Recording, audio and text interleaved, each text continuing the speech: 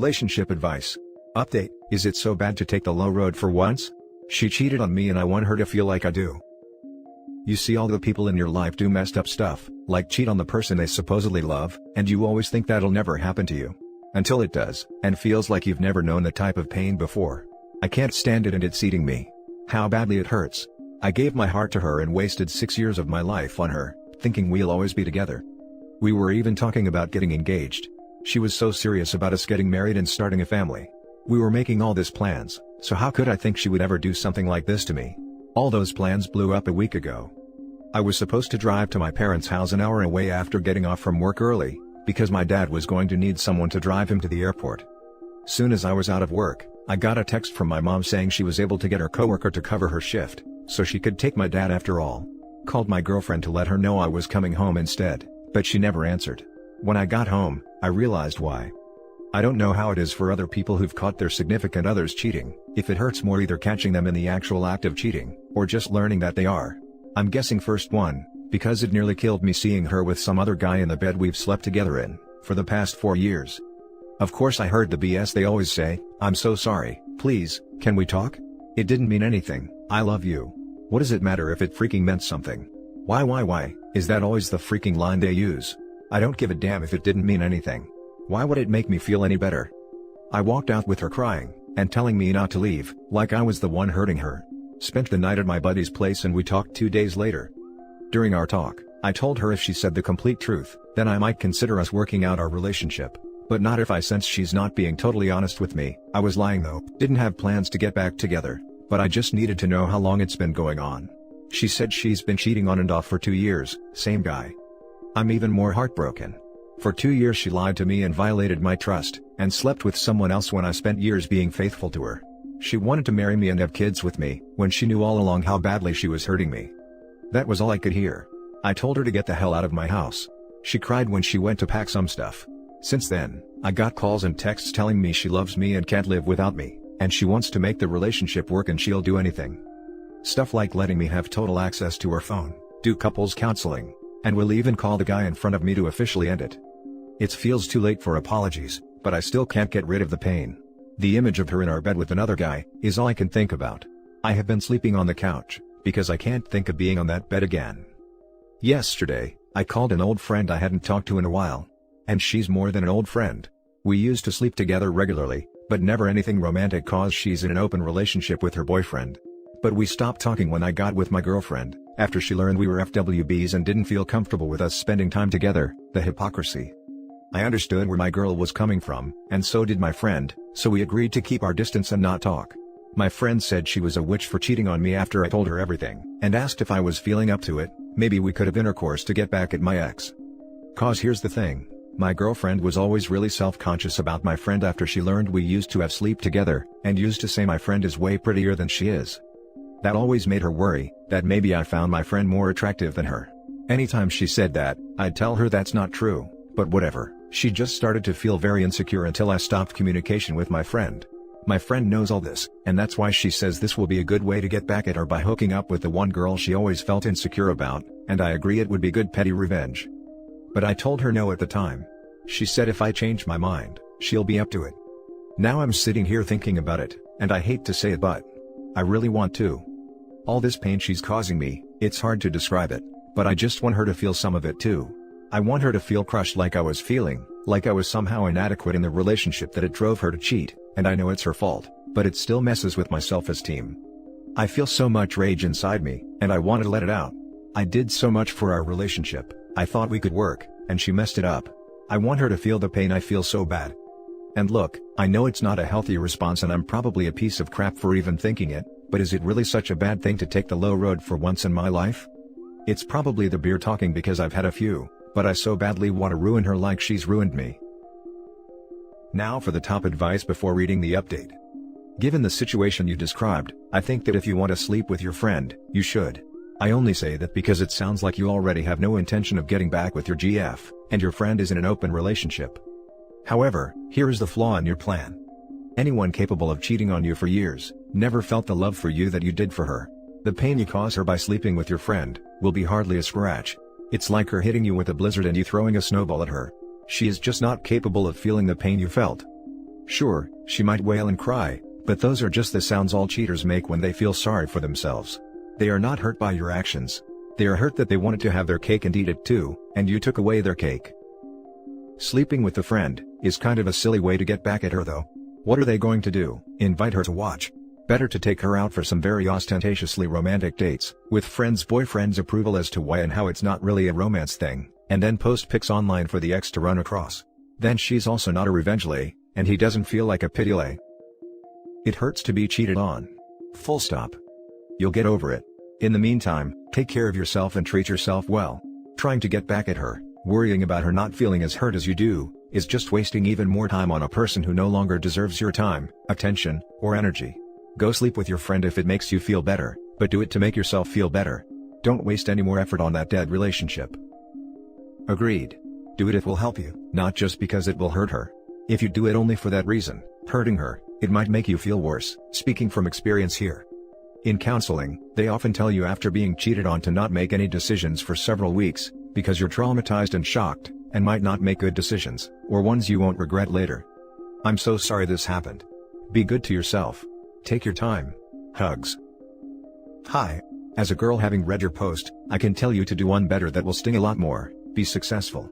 I know if my ex hooked up with an old flame right after we broke up, I'd be like, ha, he's so desperate that he hooked up with the first girl that would give him the time of day. That is how this situation can come off to her, and that will only make her feel better about what she did / justify what she did. He's a man who, so the relationship wouldn't have lasted anyway. Work on yourself, have an internal or external glow up. All of your friends will talk about how great you're doing.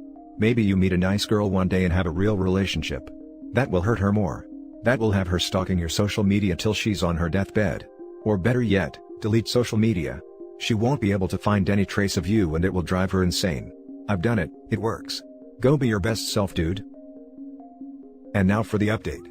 It's been a while since I posted here. Honestly, I want to thank everyone who commented.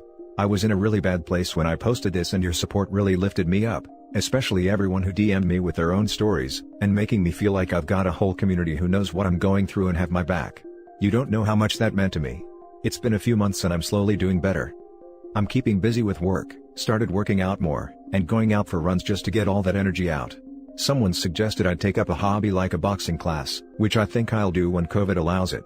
For now, I've got a punching bag hung up outside and I'm trying to teach myself the basics through YouTube LOL.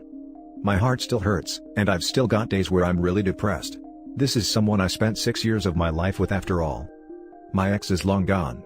She kept begging me for another chance, and wanted to do therapy to get our relationship back on track so we can build that trust again. I had to block her after a while. As for our friends, I told them everything before she tried to turn this on me. They were all really supportive, and almost all of them except for two cut her out as a friend. That really meant a lot to me to at least know I wasn't going to lose more than just her, except for my two other friends of course. A few of them even offered to come to my house and help me pack up her stuff, so I wouldn't have to do it myself. We threw out my old bed and I was finally able to sleep in my room again after staying on the couch for weeks, because I couldn't stand to sleep where she cheated on me. I did have to rearrange everything in my room to be more comfortable. I don't know why, but it helped knowing nothing is where it was before. My two best friends were there with me when she came to pick up all her stuff. It was in a way satisfying to watch her load everything in her car all by herself, while we just watched her and had some beers. We definitely got messed up that night just to help me forget about her, and celebrate my ex officially being out of my life. As for my ex FWB, the one who offered to have sex with me and make sure my ex found out about it, I didn't end up doing that. Like some of you said, wasn't worth spending my time and energy like that. After a few weeks, I did take my friend up on her offer, minus the telling my ex part, and we've started our old arrangement again. Just another way to relieve some stress, and it's a bit of an ego boost if I'm being honest. Not ready to get back out there again, so this is good for now. That's all I have right now. My life ain't perfect, but I've been trying to slowly build things back up. I hate to say that I still miss her, but I know that'll eventually go away. The pain has started to after all, so I have hope. Thanks again for all your support and love, you guys really made my night when I first posted. Now for some comments. Congrats man, just keep doing what you're doing. This time next year it'll be a distant memory and a blessing in disguise. You're a single man with a regular F-buddy and some good friends, seems like you're well on your way to feeling damn good. Good job. You really did good for yourself, and I'm sure you'll be able to overcome this too. Best wishes towards the grief of loss and lives numbing, and a new, better love on the way. Thanks. Definitely doing a lot better than I was a few months ago, but still got ways to go. Now for the last story. Fiancé of 4+ years caught doing crystals, cheating, and trying to pin a baby on me. New to Reddit, but thought it would help to write down what happened to me. Our story begins in spring of 2016, when I, currently 20 male, met a girl we'll call Rosie, currently 19 female. Well, me and Rosie immediately hit it off and began dating. Rosie was a shy and kind girl, but she had her demons. One thing that was bad about her is that, she always let the people around her influence her decisions. She also immediately became extremely jealous and forbid me from hanging out with female friends and going out to parties, unless I was with family. I said fine, but that I expected the same from her. Honestly, looking back, the relationship became toxic pretty quickly. Her jealous nature and possessiveness eventually made me become the same way. Eventually, it led to worse things down the line. I always tried to understand her because her father abandoned her family. And her mother, brother, and grandma were all abusive towards her.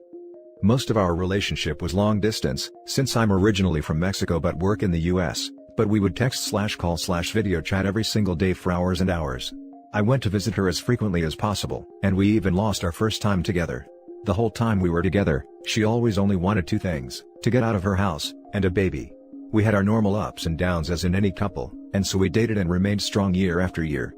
Cut forward to about July 2020, and we are still in a somewhat toxic relationship. By this point, she had really changed me as a person. I became more cold and uncaring, since before when I was more sweet, she took advantage of me and would verbally abuse me. By this point, I had also become more aggressive and intense with her. I had been in the US for a while, saving up money so I could be with Rosie, move in together and start a life together. One day, while we're talking on the phone as usual, she mentions that she wants to start working at a new place, greenhouses/farming place.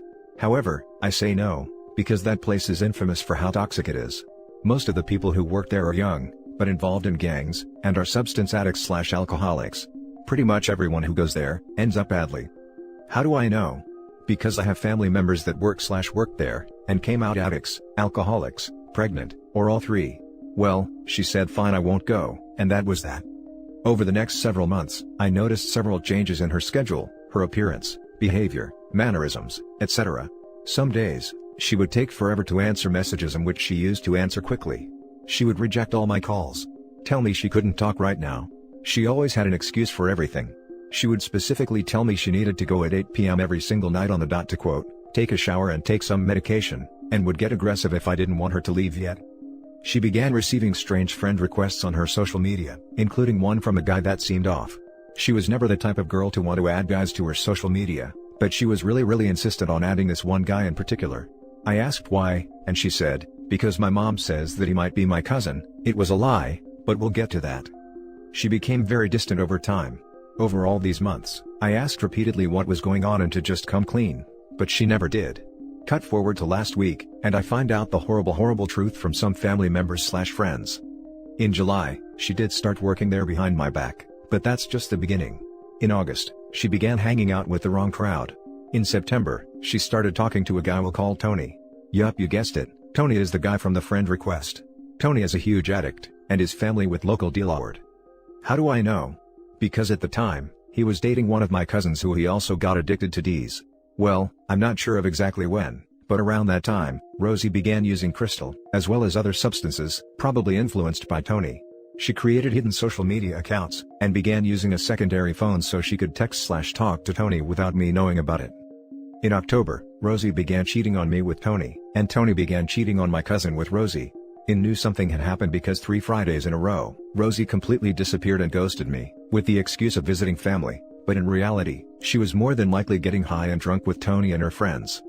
Throughout November and December, she would randomly disappear some days, and ignore my calls and texts. By this point, I had become paranoid because I knew something was happening, but she always had an excuse and made me feel like I was crazy. I became depressed and more aggressive towards her because I knew she was lying, but she always denied everything, and said I saw things where there wasn't anything.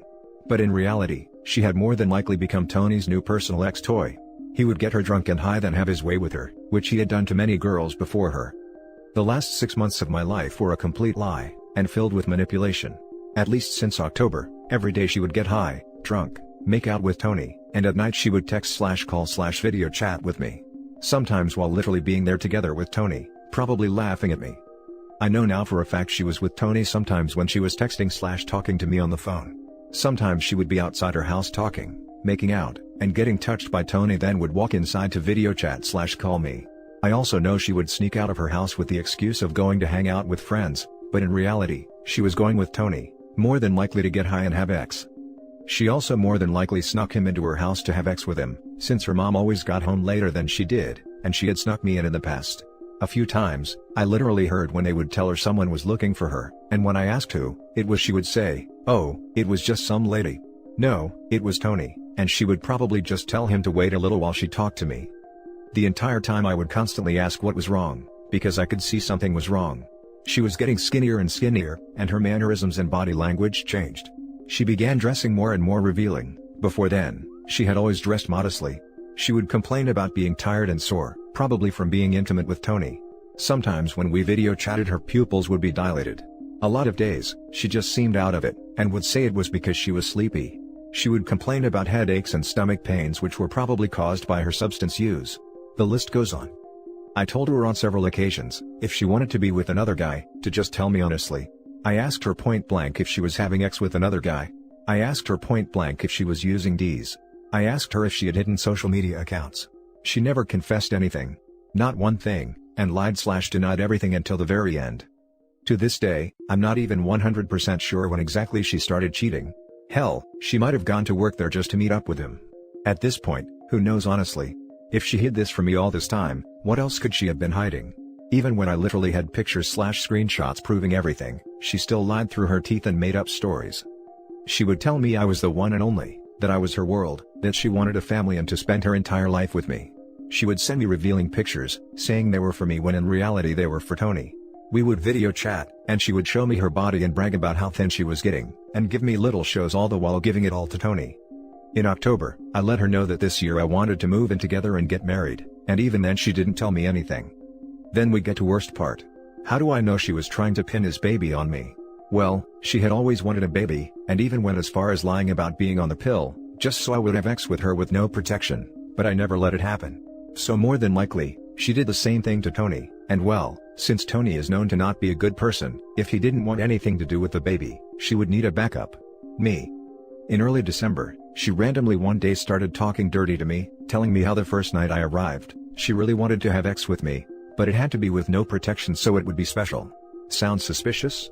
She was always actually inexperienced, but suddenly she was talking about how she liked it hard, and how she wanted to ride me, and to not worry, she was going to welcome me in the best way.